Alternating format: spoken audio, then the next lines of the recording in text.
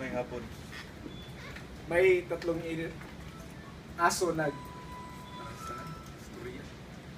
nag-usap. Sabi ng isang aso. Ang pangalan ng tatlong aso ay si Jude, Punyong at Bambam. Sabi ni Jude, Ate bulldog.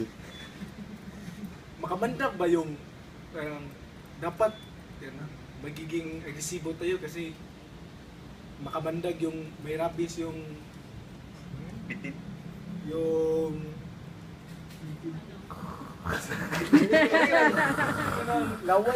laway natin.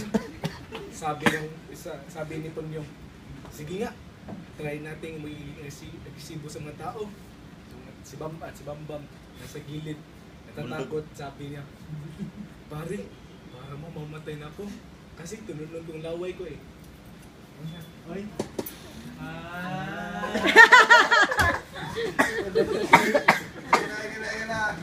Ipuli man, Jud.